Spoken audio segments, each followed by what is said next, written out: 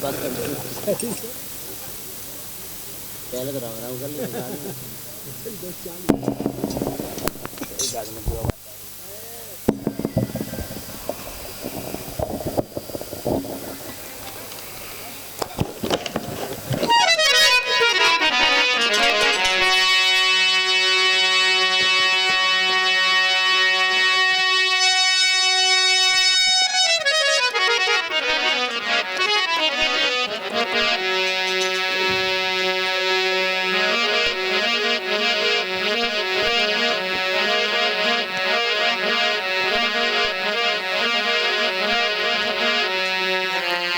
विघ्न हरण मंगल करण श्री गणपति महाराज। मैं प्रथम मनाऊं आपको, मेरे पूर्ण कीजिए काश। तो कौशलेश मिथिलेश्वरी और सिद्धि करेंगे काम। वाणी वर्णन के प्रथम बोल सियावर राम।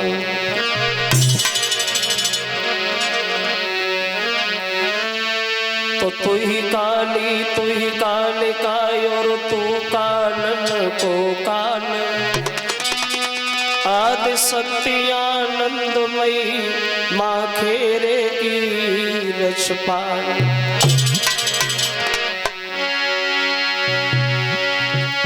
तो लाल देह लालील से उधरे लाल लगूर। वज्र देह दानव दलन सुजय जय जय कपिसूर।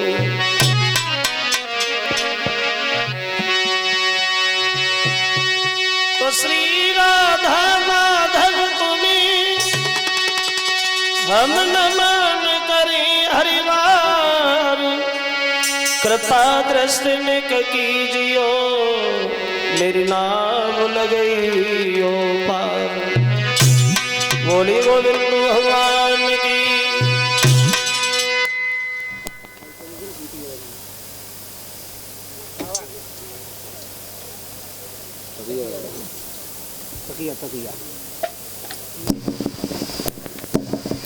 आदरणीय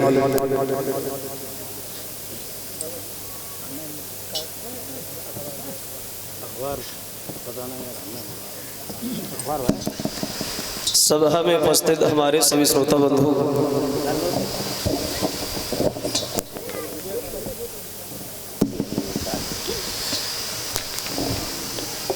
आज ही भगवान की पावन कथा को चलते हुए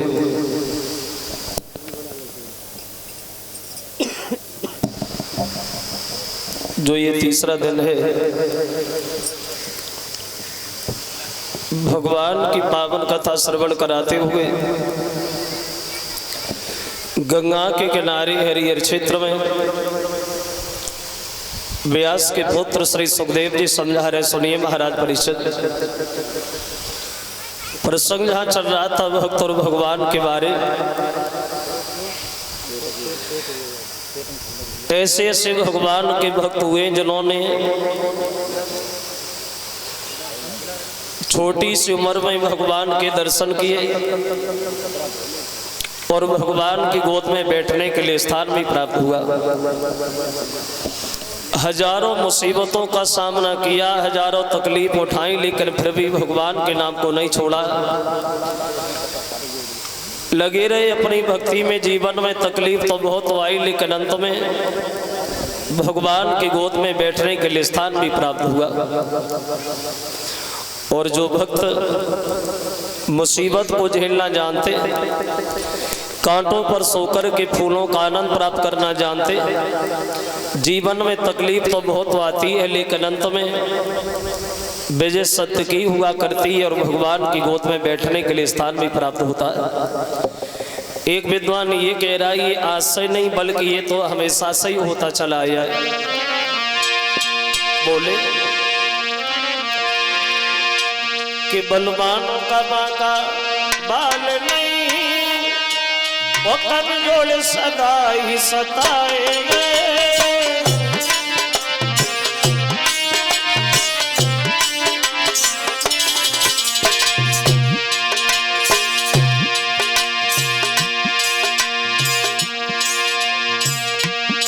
हमेशा से भगवान के भक्तों के ऊपर ही मुसीबत आई, हमेशा से कमजोर ही मुसीबत में आए। देखा होगा आप लोगों ने, कभी अंदाज किया हो, अपने से ज्यादा ताकत वाले आदमी के ऊपर कभी क्रोध नहीं आता, गुस्सा नहीं आता, क्योंकि क्रोध करके क्या फायदा, को आत्मा झोरा में न धर के लाए पड़े। कभी कहता बलवान का भगवान नहीं, कमजोर सदा ही सताए गए, टेढ़े पे ना कोई नजर करे, सीधे पे आरे चलाए गए।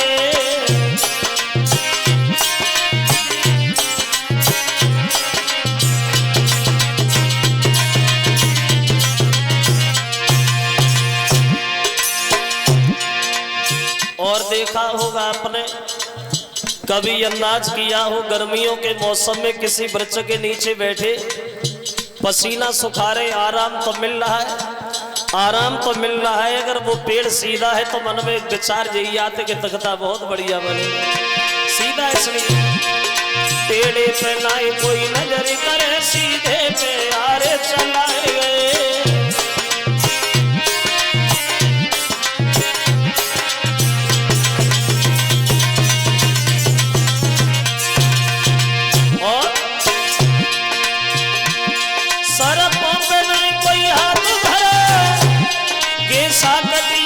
फंसाए गए, शेरों पे ना कोई गौर करे, बकरा बल बेदी चलाए गए।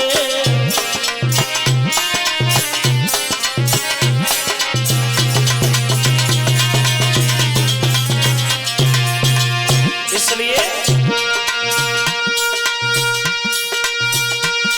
गफलत की नींद नदी सोवे, तू घोर घमंड तेरे में, क्योंकि थोड़े ही दिन तो रहना है से चिड़िया रहने बसेरे में।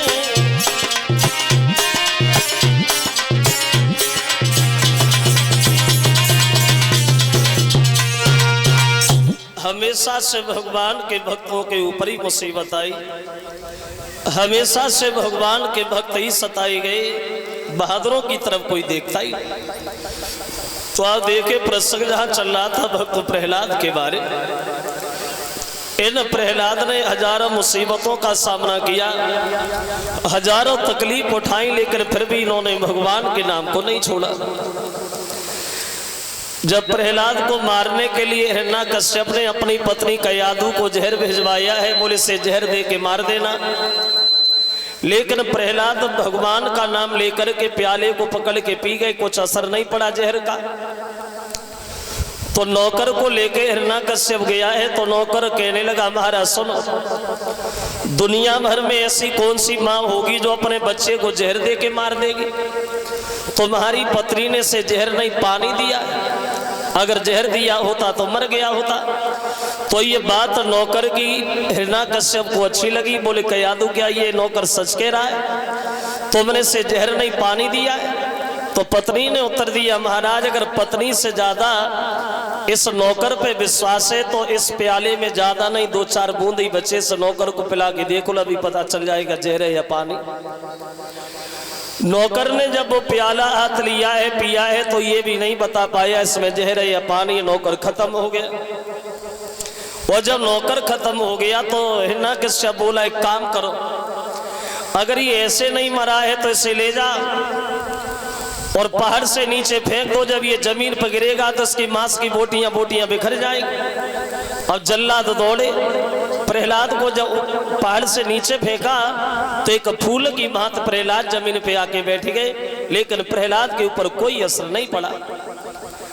समुद्र में फेंका गया लेकिन प्रहलाद फिर भी बच गए। अब तो हिरण्यकश्यप बड़ा परेशान, सब उपाय सोच रहा है लेकिन कोई उपाय नहीं चल रहा। तो वो हिरण्यकश्यप जो है तलवार उठा के मारने के लिए दौड़ा, और जब तलवार उठा के मारने के लिए दौड़ा तो उसकी बहन होलिका बीच में खड़ी हो गई, बोले भैया तुम काहे को पागल बने हो, अरे से तो हम ही मार देंगे, हमारे पास जो शीतला चीर है उसमें ये तासीर है, जब मैं आग में उड़ के बैठती तो आग हमारा कुछ नहीं बिगाड़ पाती, इसे हम ही मार देंगे, तुम के परेशान हो रहे हो। तो कहने लगा तू ही मार दे। अब वो प्रहलाद को मारने के लिए होलिका तैयार हुई है वहां। और देखो ये होलिका प्रहलाद को क्यों मार देना चाहती थी, क्या दुश्मनी थी होलिका की प्रहलाद से, बताया।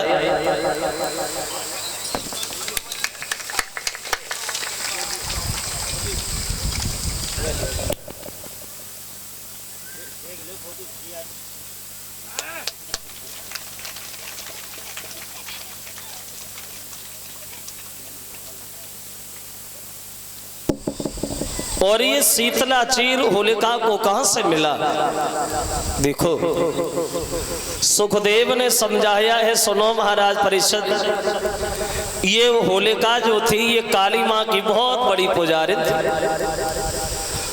तो एक दिन काली माँ प्रकट हो गई, बोली बेटी एक काम करो, तुम रोज हमारे मंदिर आती है, कोई हमसे वरदान मांग लो। तो कहने लगी मैया हम वरदान में और कुछ नहीं चाहते, हम ये चाहते हैं हमारे भैया हिरण्यकश्यप को जो युद्ध में हराएगा हम उसी से विवाह करेंगे। तो कहने लगी है बेटी होलिका अगर ऐसी बात है तो तेरी दिल की बात सच होगी, जा। अब इधर होलिका चली है काली माँ से वरदान लेकर के, और उधर से पाताल के रहने वाले विप्रचित जिन्हें धर्माक्ष भी कहा गया, इन्होंने भगवान शंकर से ये वरदान मांगा कि जब तक हम सचेत रहें तब तक हमें कोई हरा ना पाए।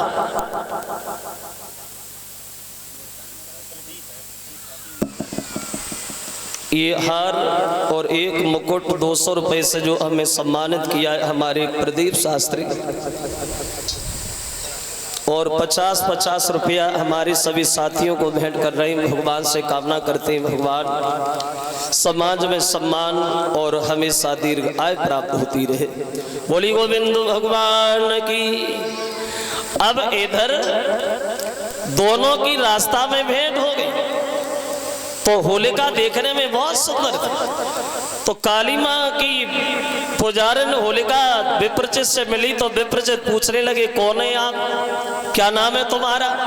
तो कहने लगी सुनो हमारा नाम होलिका है और मेरे पिता का नाम कश्यप है, एरच हमारी राजधानी है, हिरण्यकश्यप हमारे भाई हैं जो अभी राज्य कर रहे।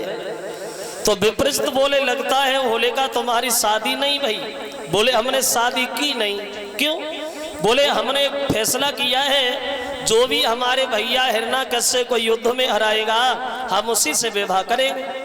तो काली माँ बोल जब इधर पुजारिन बोली वो शादी उसी से होगी जो भैया को हराए। तो कहने लगे हैं विप्रचित वैसे तो होलिका हम घर पे ही जा रहे थे, अगर ऐसी बात है तो तुम्हारे भैया को ही देख ले। अब हिरण्यकश्यप में और विप्रचित में युद्ध छिड़ गया और दोनों भोले बाबा के वरदानी कोई किसी से कम नहीं। एक दिन वो हुआ जो विप्रचित वो हिरण्यकश्यप की छाती पे बन बैठे और मारने के लिए तैयार हुए। तो बोली महाराज रुको, इसी दिन का हमें इंतजार था। वो अपने भैया से ये कहा भैया हमने ये कसम खाई थी जो तुम्हें युद्ध में हराएगा हम उसी से विवाह करेंगे, अब मेरी शादी आप ऐसे ही कर दो। अब होलिका का विवाह हुआ है विप्रचित के साथ। अब ये होलिका चलिए ससुराल में अपने पति के साथ। तो रास्ता से जा रही थी तो काली माँ का मंदिर मिला तो बोली महाराज थोड़ी देर रुको हम माँ के दर्शन करके आते। काली माँ के मंदिर में होलिका प्रवेश करती है तो काली माँ प्रकट हो गई, पूछ लगी बेटी एक बात बता, पहले जब तू हमारे मंदिर आती थी तो अकेली आती थी लेकिन आज तेरे साथ ये लड़का कौन है। तो जवाब दिया मैया हमने विवाह कर लिया, ये हमारे पति है। अब हमें ये बताओ हमारी जोड़ी कैसी है, हमारे पति कैसे हैं, हम दोनों लग कैसे रहे, दिख कैसे रहे। तो काली माँ ने उत्तर दिया बेटी सुनो वैसे तुझमें और तेरे पति में कोई अंतर नहीं, भले सुंदर हो तुम दोनों लेकिन एक सबसे बड़ी कमी तेरे पति के अंदर है। क्या। तो काली माँ बोली बेटी होलिका तुम सुंदर तो बहुत हो लेकिन कमी एक है। क्या। तो बोली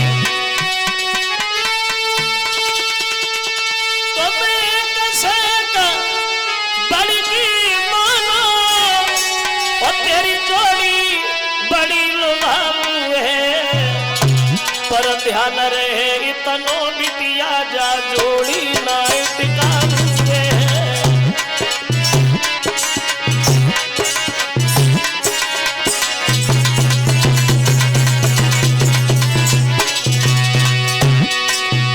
काली माँ बोली सुनो, सुंदर तो बहुत लेकिन कमी एक है, तेरे पति की उम्र ज्यादा नहीं है, कुछ दिनों के बाद तेरा पति मर जाएगा। वह बोली तुम एक से कदर की मानो, तेरी जोड़ी बड़ी लुभाऊ है, पर ध्यान रहे इतनों बेटी जा जोड़ी नाय टिकाऊ है।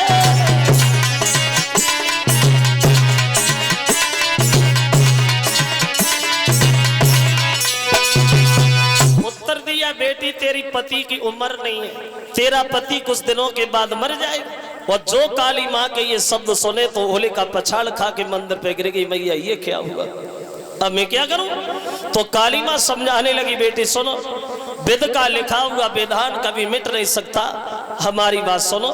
ये शीतला चीर हम तुम्हें दे रहे, और इस चीर में जो तासीर है वो हम तुम्हें बता रहे। इस चीर को ओढ़ के जब तुम आग में और पानी में जाओगी तो आग पानी तुम्हारा कुछ नहीं बिगाड़ पाएगी। चीर को ओढ़ के औरतों के बीच में बैठोगी तो सबसे सुंदर लगोगी। लेकिन एक बात हमेशा याद रखना बेटी होलिका, ये चीर जिस दिन तेरे सर से छूट के खुद जमीन पे गिर जाए, समझ लेना कि तेरा पति भी उसी दिन मर गया। चली आई होलिका, काली माँ की वही बात हमेशा याद रखती है, कहीं ऐसा ना हो जाए जो चीर सर से छूट के जमीन पे गिर जाए। और यह तो घर में रही है, लेकिन वही बात हमेशा ध्यान में रखती है। लेकिन एक दिन घटना घट गई दोनों के साथ। शाम को दोनों सो रहे थे रात में, तो सोते हुए वो चीर होलिका के बदन से छूट के जमीन पे गिर गया। अब होलिका को ये नहीं पता कि चीर सर पे या जमीन पे। अब हुआ ऐसा, होलिका पति संग सोवती है के धर के सिरहाने मैया।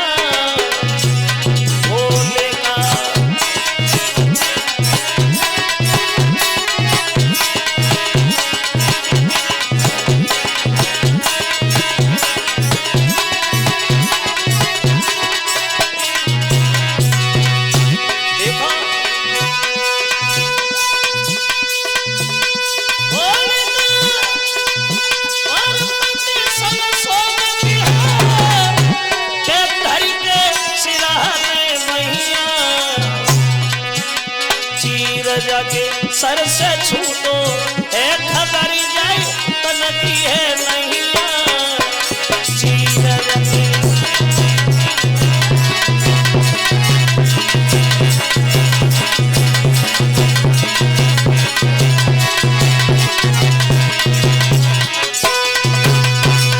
चीर जमीन पे पड़ाए होलिका सो रही है, पति के साथ शरीर का ध्यान नहीं है। चीर कहाँ है? इधर हिरण्यकश्यप ने तलवार उठाई, मन में सोचने लगा बाजी वाह, इंसान की बात तो अलग है, देवताओं का राजा इंद्र भी हमसे हार मान गया।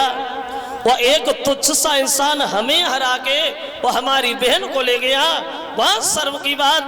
तलवार उठाई उस हिरण्यकश्यप ने अपने हाथों से अपने सगे बहनों को जान से मार दिया, अपने हाथों से अपनी बहन को विधवा बना दिया।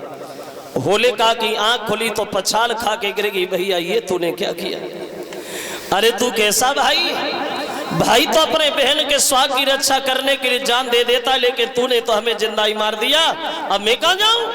तो कहने लगा माफ करना बहन, जिस समय से ये जीत के आए थे उस समय से भोजन अच्छा नहीं लग रहा था, तुम हमारे साथ चलो और हम तुम्हारी एक देवी की तरह पूजा करें।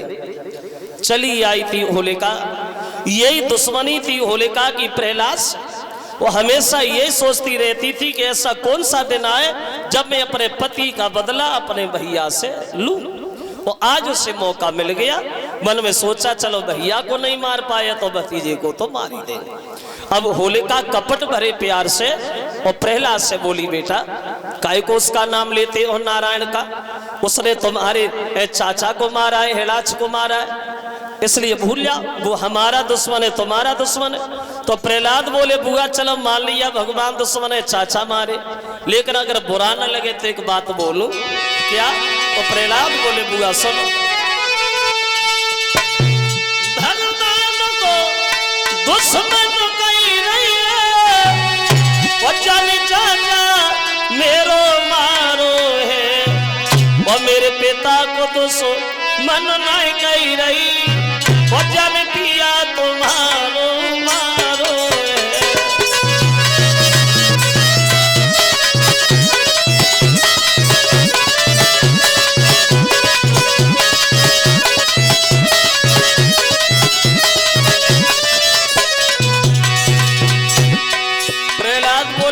भगवान दुश्मन है चाचा मारे, लेकिन तुमने हमारे पिता को दुश्मन क्यों नहीं बताया, जिन्होंने तुम्हें भरी जवानी पे विधवा बना दिया। और जो ये शब्द कहे, शीतला चीरोड़ा आग तो जल ही रही है, प्रहलाद को गोद लेकर के आग में कूदी गई, लेकिन ऐसा हवा का झोंका आया जो शीतला चीर होलिका के बदन से छूट करके प्रहलाद के बदन पे जाके लग गए। अब होगा ये, अग्नि में होलिका जली रही है, अग्नि में होलिका जल रही है, प्रहलाद रे मुस्किया है, अग्नि में होलिका जल रही है।